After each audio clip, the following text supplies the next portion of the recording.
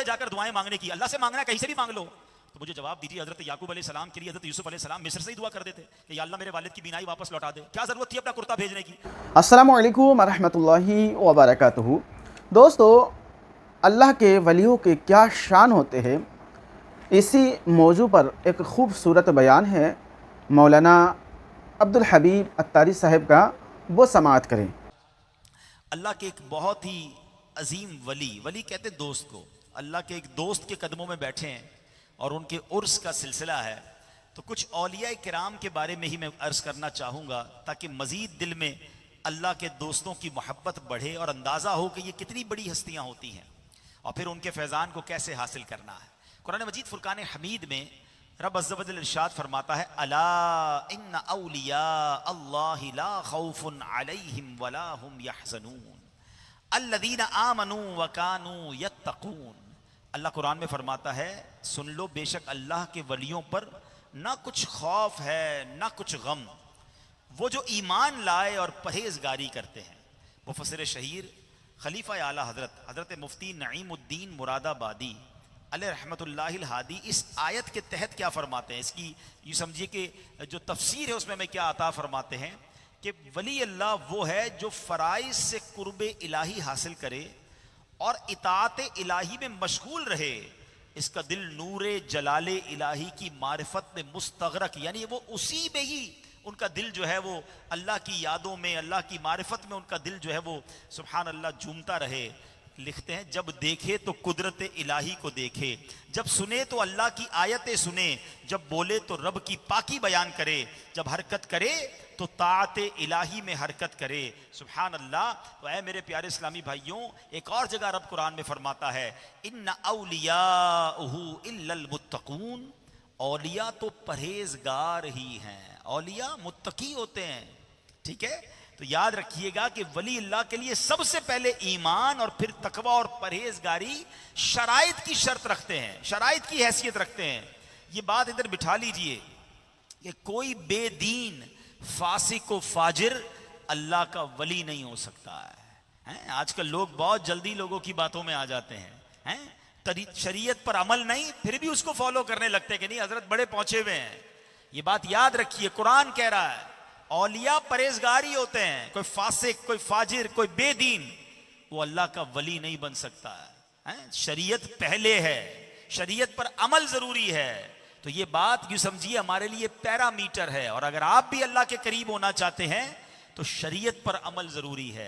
अल्लाह की जो फरमा बरदारी है वो इंशाअल्लाह रब का कुर्ब अता फरमाएगी। अच्छा, एक बात याद रखिएगा, बाज लोग मुत्तकी बनकर वली बनते हैं और बाज वो होते हैं कि वली होकर मुत्तकी हो जाते हैं। जैसा कि हजरत मरियम हजरत ज़करिया अलैहिस्सलाम की बारगाह में 4 साल की उम्र में पहुंच गई, तकवा अभी इख्तियार नहीं किया था, मगर अल्लाह ने उन्हें वलिया बना दिया।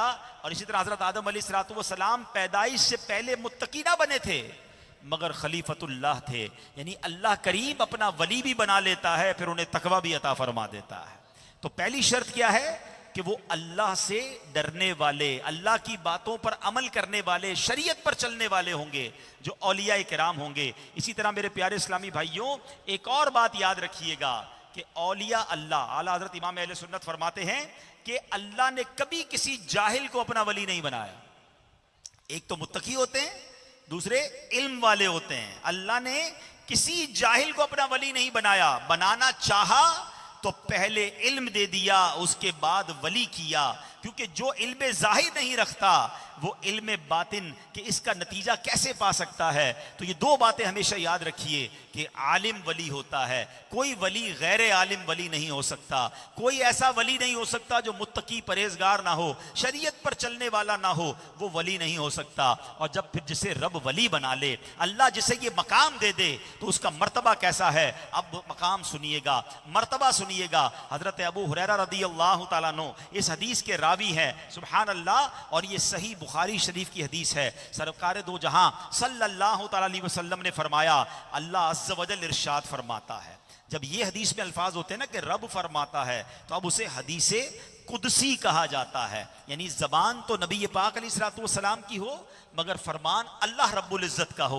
अल्लाह फरमाता है मेरा बंदा फराइज की अदायगी के जरिए जितना मेरा कुर्ब हासिल करता है उसकी मिसल किसी दूसरे अमल से हासिल नहीं करता। ये सबसे पहली बात याद रखिएगा। हम में से अगर कोई ऐसा है जिसके फर्ज छूट जाते हैं और जनाब वो वज़ाइफ किए जा रहा है, जिसकी नमाजें कज़ा हो रही हैं और वो बाजारात पर जा रहा है, जिसकी नमाजें कज़ा या फर्ज रोजे कज़ा हो रहे हैं, वो अपने ऊपर होने वाली फर्ज ज़कात अदा नहीं कर रहा और दुनिया भर के वज़ाइफ पढ़ रहा है, तो अल्लाह फरमाता है कि मेरा बंदा जितना मेरा कुर्ब फराइज की अदायगी के जरिए हासिल करता है उसकी मिसल किसी दूसरे अमल से नहीं करता। तो सबसे पहले क्या हो गया, वो फर्ज हो गया। अब फरमाया मेरा बंदा नवाफिल की कसरत से मेरे करीब होता रहता है यहां तक कि मैं उसको अपना महबूब बना लेता हूं। आए हाय। और जब जब रब किसी को महबूब बना ले तो फिर क्या होता है, अल्लाह फरमाता जब मैं किसी को महबूब बना लूं तो मैं उसके कान बन जाता हूं जिनसे वो सुनता है, मैं उसके हाथ बन जाता हूं जिनसे वो पकड़ता है, मैं उसके पांव बन जाता हूं जिससे वो चलता है। अगर वो मुझसे कुछ मांगे तो मैं उसे जरूर देता हूं, वो मुझसे पनाह तलब करे मैं उसे पनाह देता हूं, मुझे किसी काम में तरद्दुद नहीं जिसे मैं करता हूं। अल्लाह अकबर। अब जरा गौर कीजिए, जो हदीस का मैंने हिस्सा सुनाया इसका मतलब क्या है कि जब रब किसी को अपना वली बना ले, अपना महबूब बना ले, तो अब वो अल्लाह के नूर से देखता है, उसकी आंखें रब के नूर से वो देखता है, उसके हाथ कैसे होते हैं कि उसके साथ अल्लाह की मदद आ जाती है, उसके पैर ऐसे होते हैं कि वो जब चलता है तो अल्लाह की रहमत के साये में चलता है। तो औलिया किराम का मर्तबा ये है। बाज़ औक़ात जब हम उनकी करामतें सुनते हैं, उनके कमालात सुनते हैं, तो हमें हमारी अकल हैरान हो जाती है कि इंसान ऐसा कैसे कर सकता है। यकीनन आम इंसान नहीं कर सकता, मगर जिसकी अल्लाह फरमा रहा है मैं उसकी आंखें बन जाता हूं, उसके हाथ बन जाता हूं, उसके पैर बन जाता हूं, इसका मतलब क्या है कि मेरी रहमत उसके साथ शामिल हो जाती है, अल्लाह की तरफ से अताएं उस पर बरसना शुरू हो जाती हैं। सुभान अल्लाह। ऐसे बहुत सारे वाकयात हैं कि जब रब की रहमत साथ हो तो फिर कैसे कैसे वाकयात होते हैं। कुछ लोग कंफ्यूज हो जाते हैं कि जनाब करामत कैसे हो सकती है और करामत का कोई सबूत कुरान और हदीस से दीजिए। चले जनाब, जिन्होंने कुरान पढ़ा होगा, अगर कुरान पढ़ें तो फिर मसला हल हो जाएगा ना पढ़ें और फिर एतराज़ करें तो बात गलत हो जाती है। कुरान पाक में तो बहुत सारी करामतों का जिक्र है। चले एक बड़ी मशहूर करामत है, अगर जिन्होंने पढ़ा है, बीबी मरियम रदी अल्लाह ताला अन्हा का वाकया। बीबी मरियम जो है सूरह मरियम में ये वाकया मौजूद है। आप अल्लाह की वलिया हैं, औरत तो नबी नहीं हो सकती ना, नबी से अगर कोई ऐसा अमल हो तो उसे मौजज़ा कहते हैं, और गैर नबी से हो है, किसी मुसलमान आप सालेह से हो, नेक मुसलमान से हो तो उसे करामत कहते हैं। तो बीबी मरियम तो नबी नहीं है, ज़ाहिर औरत तो नबी नहीं हो सकती, आप वलिया हैं। मगर कुरान में क्या उनकी करामत मौजूद है कि आपके पास एक मेहराब के अंदर बेमौसम के फल आते थे, यानी गर्मियों में सर्दियों के फल आते थे, सर्दियों में गर्मियों के फल आते थे। तो हजरत ज़करिया ने पूछा कि मरियम ये कहाँ से आते हैं? तो कहा मेरे रब की तरफ से आते हैं, ये अल्लाह की अता है। तो ये कुरान में मौजूद है। पढ़े सूरह यूसुफ हैं, तो हजरत यूसुफ अलैहिस्सलाम ने अपने भाइयों को अपना कुर्ता दिया था ना कि मेरा ये कुर्ता ले जाओ और मेरे वालिद की आंखों पर रख देना, तो इंशाअल्लाह अल्लाह इसकी बरकत से उन्हें बीनाई लौटा देगा। तो यहाँ तो दो बातें क्लियर हो गई कि करामत भी हुई और तबर्रुक से बरकत लेना ये भी कुरान से साबित हो गया। तो अगर आज भी कोई औलिया अल्लाह, साहबा इकराम या खुद नबी पाक अलैहिस्सलाम से निस्बत वाली कोई चीज़ अपने पास रखता है और इस नीयत से रखता है कि मुझे इससे बरकत मिलेगी, तो इंशाअल्लाह बरकत मिलेगी, क्योंकि ये तो कुरान में है ना। लोग कहते हैं क्या ज़रूरत है मज़ार पर जाने की, क्या ज़रूरत है जाकर दुआएं मांगने की, अल्लाह से मांगना है कहीं से भी मांग लो। तो मुझे जवाब दीजिए, हज़रत याकूब अलैहिस्सलाम के लिए हज़रत यूसुफ अलैहिस्सलाम मिस्र से ही दुआ कर देते कि या अल्लाह मेरे वालिद की बीनाई वापस लौटा दे। क्या ज़रूरत थी अपना कुर्ता भेजने की, और क्या ज़रूरत थी ये कहने की कि कुर्ता उनकी आंखों पर रख देना। सुभान अल्लाह। तो कुरान से साबित हो रहा है कि औलिया इकराम का फैज़ान कैसे जारी होता है। अब आओ हदीस का रेफरेंस भी याद ले लें ताकि हर तरह से जहन क्लियर हो जाए। हदीस है शरा मिशकातुल मसाबी में ये मौजूद है, मिरकातुल मफाती में। सुनिएगा, हज़रत उमर फारूक रदी अल्लाह तआला अन्हु ने दरियाए नील में एक रिवाज था, और वो रिवाज ये था कि उस जमाने के लोग हर साल एक लड़की को बड़ा अच्छा तैयार करके उस दरिया में डुबो देते थे, और उनका मानना यह था कि जब तक हर साल एक लड़की इस दरिया में ना डुबोई जाए ये दरिया जारी नहीं होता, ये खुश्क हो जाएगा।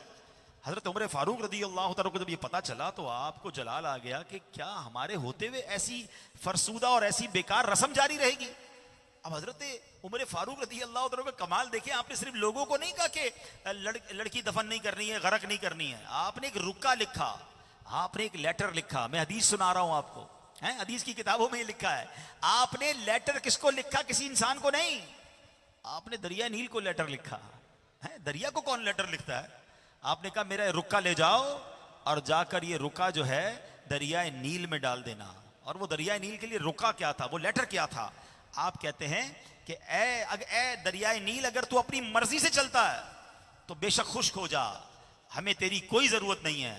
अगर अल्लाह ताला की मर्जी से चलता है तो मैं अल्लाह ताला से दुआ करता हूं वो तुझे जारी फरमा दे। सुनाचे जब आपका ये रुका जो है दरिया नील में डाला गया, हदीस की किताबों में लिखा है कि वो फौरन तुग़यानी पर आ गया और लबालब भर गया। आज तक दरिया नील खुश्क नहीं हुआ है। हजरत उमर फारूक ने वो लेटर लिखा है। अल्लाह की रहमत पर भरोसा कैसा था कि दरिया नील क़यामत तक के लिए जारी और सारी हो गया। तो है मेरे प्यारे इस्लामी भाइयों, चाहे कुरान पढ़ें चाहे अहदीस पढ़ें, औलिया किराम के फ़ज़ाइल, औलिया किराम की करामतें, उनके जो मकामात हैं हमें पता चलते हैं। लेकिन मैं यहाँ एक बात ज़रूर करूँगा, हम औलिया किराम से जो मोहब्बत करने वाले हैं ना, हमारा काम सिर्फ उनकी करामतें सुनकर झूमना नहीं है। औलिया किराम का अगर फैज़ान हासिल करना है ना तो फिर उनके नक्शे कदम पर चले ना। वो सारी जिंदगी क्या करते रहे? करामतें तो चले हो गई, मगर सारी जिंदगी उनका काम क्या था? अल्लाह की तरफ बुलाना था। वो खुद नमाज पढ़ते थे, दूसरों को नमाजी बनाते थे। वो खुद इल्म दीन सीखते थे, दूसरों को इल्म दीन की तरफ बुलाते। अभी हमने सुना ना कि जाहिल अल्लाह का वली नहीं हो सकता। अब हम गौर करें, हम में से कितने उलमा हैं? अच्छा चले उलमा नहीं है तो कितना इल्म दीन जानते हैं? अगर मेरे पास इल्म दीन नाम की कोई चीज ही नहीं है तो फिर मैं कैसा औलिया अल्लाह का मानने वाला हूं, उनका चाहने वाला हूं? उनके नक्शे कदम तो ये है ना। यानी आपने कई बुजुर्गों के बारे में सुना होगा कि इतने इतने सालों तक पूरी रात में, हर रात पूरा कुरान पाक खत्म किया, कई सालों तक जनाब ईशा के वजू से फजर अदा की। बड़ा अच्छा लगता है, मगर औलिया का चाहने वाला ना ईशा पढ़े ना फजर पढ़े हैं। वो ईशा के वजू से फजर पढ़े, और औलिया अल्लाह का चाहने वाला ना ईशा पढ़े ना फजर पढ़े, कहता है मैं मज़ारात औलिया पर जाने वाला। आप बताएं ना ये कैसा औलिया किराम से मोहब्बत है? औलिया किराम सारी रात में कुरान खत्म कर लें और हम पूरे साल में कुरान पाक ना पढ़ सके, बल्कि हम में से बहुत सारों को तो कुरान पाक पढ़ना ही ना है। मुझे बताएं ना ये कैसे औलिया किराम से मोहब्बत है? क्या सिर्फ लंगर खाना, क्या सिर्फ बाजार पर आना काफी है? नहीं, बल्कि सच्ची बात बताऊं, इल्म दीन से दूरी की बिना पर जो मज़ारात औलिया का हाल है, हम उस महीने से गुजर रहे हैं जिसमें हजरत उस्मान गनी रदी अल्लाह तआला का यौम भी आता है। 18 ज़ुल्हिज्जा है ना। आप सरकार अलैहिस्सलातु वस्सलाम खुद फरमाते हैं कि हया ईमान से है और उस्मान मेरी उम्मत में सबसे बढ़कर बाहया है। बाहया हजरत उस्मान गनी के हम चाहने वाले कहलाते हैं, मगर मज़ारात औलिया पर बेपर्दगी का आलम क्या है? इल्म दीन से दूरी है ना। हमारी बहनें आती हैं, हमारी माएँ आती हैं, ये बेपर्दा मज़ारात पर आने से आपको क्या मिलना है? ये सारी जिंदगी अल्लाह के वली हया का दर्स देते रहे, पर्दे की बात करते रहे, मगर प्रॉब्लम क्या है? इल्म दीन से दूरी। अगर इल्म दीन होता तो ये सारी बातें ना होती। इसीलिए दावत इस्लामी वाले मज़ारात औलिया पर जाकर, ये मस्जिद से मज़ारात औलिया वाले जाकर बताते हैं कि भाई मज़ारात औलिया पर आने का तरीका क्या है। आप पर्दे की तलकीन इस्लाम में देखें हैं। जो मेरी माएँ बहनें अगर मुझे सुन रही हैं या बाद में सुने, कि अगर आपने किसी मजहबी जगह पर जाना भी है तो फिर आपका पर्दा कैसा होना चाहिए और उसकी शरई इजाजत आपके पास है कि नहीं। मुझे एक बात बताएं, सफा मरवा के दरमियान जो गए माशाल्लाह मक्के मदीने, मेरी बात जल्दी समझ जाएंगे, जब सई करते हैं सफा मरवा के दरमियान जो हाजी या उम्रा करने वाले दौड़ते हैं, वो किस लिए दौड़ते हैं? किसकी याद बनाते हैं बताओ ना? हैं, एक खातून ही थी ना, बीबी हाजरा रदी अल्लाह ताला अन्हा, माँ दौड़ी थी अपने बच्चे के लिए पानी लेने के लिए। अब उस जगह पर एक ग्रीन लाइट्स आती हैं जिसको मैलैन अख्दरैन कहा जाता है, उसके दरमियान बीबी हाजरा दौड़ी थी। मगर आज शरीयत का हुक्म क्या है कि उन ग्रीन लाइट्स के दरमियान मर्द दौड़ेंगे, औरतें नहीं दौड़ेंगी। सवाल बनता है हजरत, औरत ही की अदा है, जब वो दौड़ी थी तो आज औरतें क्यों नहीं दौड़ती? वो पैदल चलेंगी, मर्द दौड़ेंगे।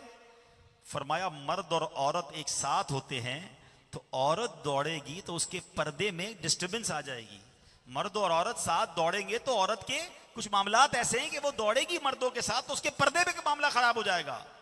अल्लाह अकबर, जिस शरीयत ने सफा मरवा के दरमियान औरत के पर्दे का ख्याल रखा है, वो औरतें सोचें कि जो बाजारों में बेपर्दा घूमती हैं, मजार पर बेपर्दा आती हैं, ना करें ऐसा। ऐसा ना हो कि आप तो आ रही हैं बरकत समझकर और कहीं गुनाहगार होकर ना जा रही हो। इसी तरह मेरे जो भाई हैं जो यहां पर आते हैं मज़ारात पर आए, लेकिन उसका तरीका है ना, है अदब के साथ आए, कुरान पाक पढ़ें, जिक्र अस्कार करें, मगर नमाज के वक्त नमाज भी तो पढ़ें। अब जो मज़ारात औलिया पर आ रहा है और उसकी नमाज ही कज़ा हो रही है, सबसे पहला फर्ज नमाज है, याद रखिएगा।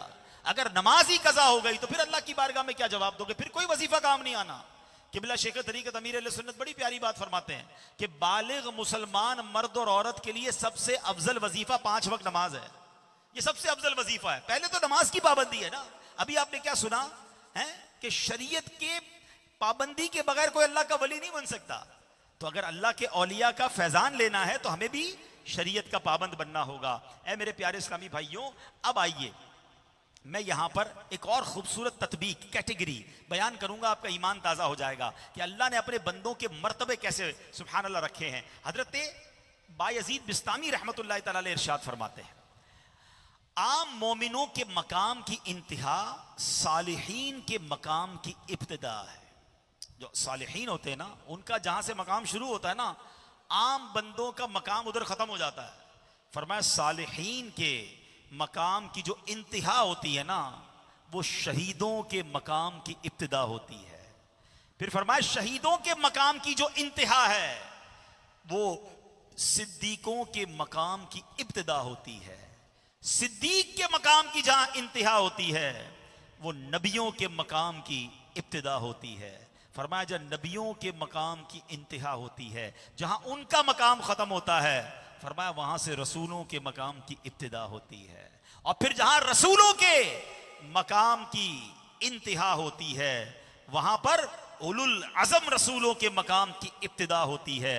और जहां उलुल अज़म रसूलों के मकाम की इंतहा होती है, वहां हबीब खुदा अहमद मुजतबा सल्लल्लाहु ताला अलैहि वसल्लम के मकाम की इंतहा, उनकी मकाम की इब्तिदा होती है। और अब रसूल पाक के मकाम की इंतहा क्या है, वो अल्लाह अज़्ज़ व जल के सिवा कोई और नहीं जानता। आला हजरत इमाम अहले सुन्नत लिखते हैं ना, खल्क से औलिया, औलिया से रसूल, खल्क से औलिया, औलिया से रसूल, और रसूलों से आला हमारा नबी सबसे औला।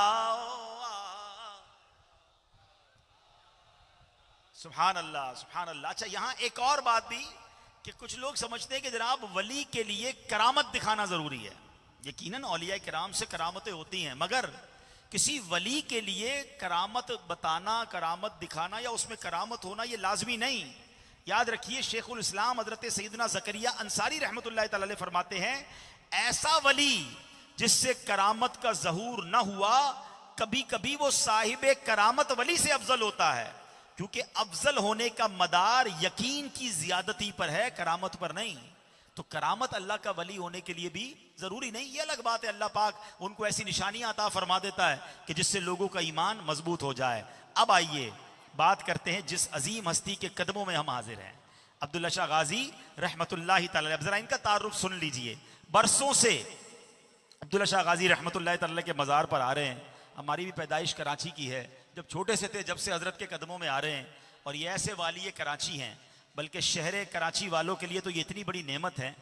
मुझे अच्छी तरह याद है जब हम छोटे से थे और क्लिफ्टन में रहते थे, कराची में जो बुजुर्ग बैठे हैं उनको पता होगा कि कई बार शहर कराची में तूफ़ान का ऐलान हुआ, वार्निंग जारी की गई। एक साल तो ऐसा था, मेरा ख्याल है कम से कम 25 साल तो हो गए होंगे इस बात को, या 30 साल हो गए होंगे, कि हम घर पे थे, रमज़ान का महीना था। फजर की नमाज के बाद मस्जिदों से ऐलान हुआ कि तमाम लोग ये इलाका छोड़ के चले जाएं, कराची में बहुत शदीद तूफ़ान आने वाला है, हैं? मगर सुभान अल्लाह, फिर थोड़े अरसे के बाद इतला आई कि तूफ़ान का रुख मुड़ गया है। और ये कई बार कराची में हुआ। तो सुभान अल्लाह, जब ऐसे निगहबान मौजूद हों, अल्लाह पाक ने समुंदर के किनारे पर, अगर आप गौर करें ना, तो कराची को सुभान अल्लाह औलिया किराम ने कैसा घेरा हुआ है।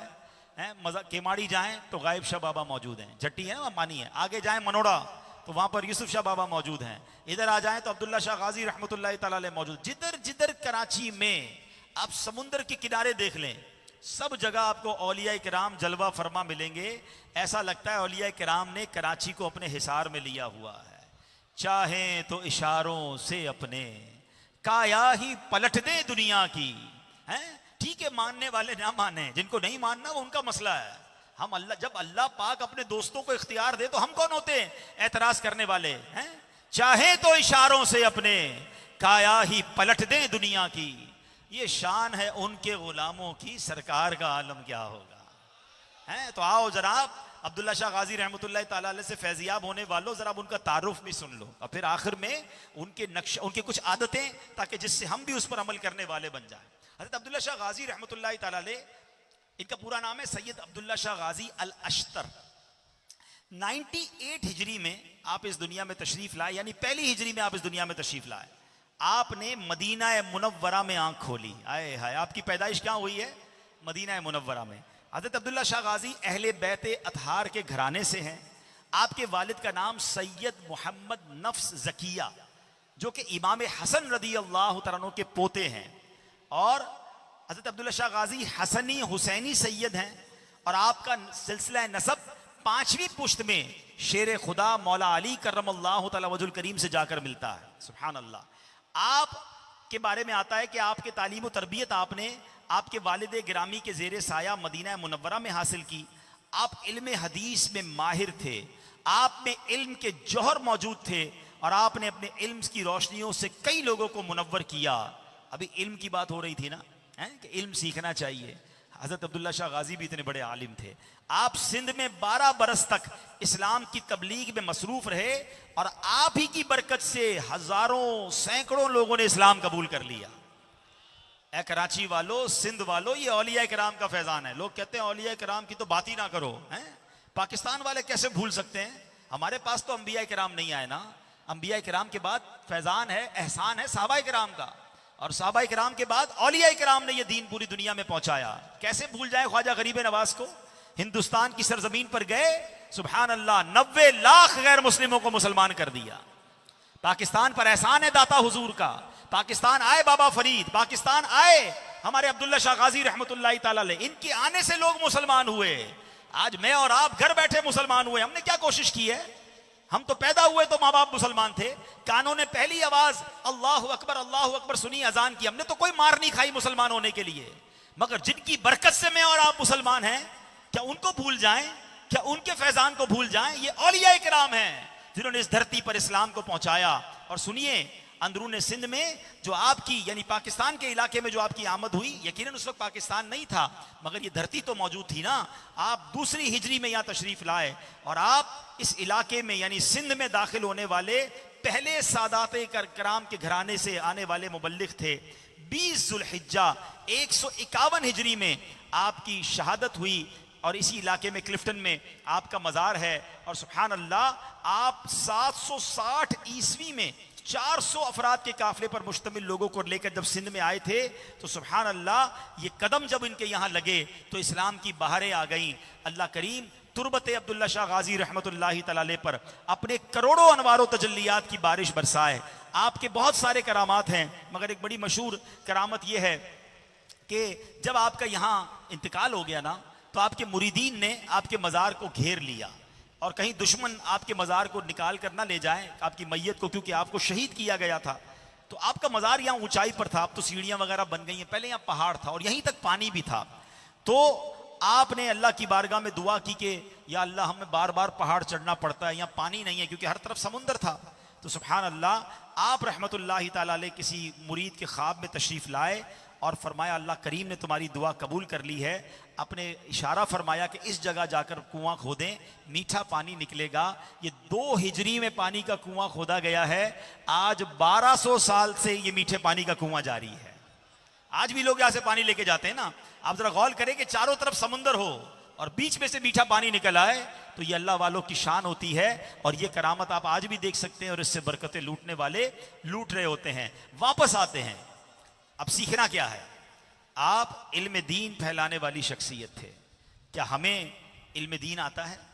मैं हाथ नहीं उठवाऊंगा, मगर ए मज़ारात औलिया पर आकर फैज़ान लूटने वालों, क्या नमाज के फ़राइज़ मालूम हैं?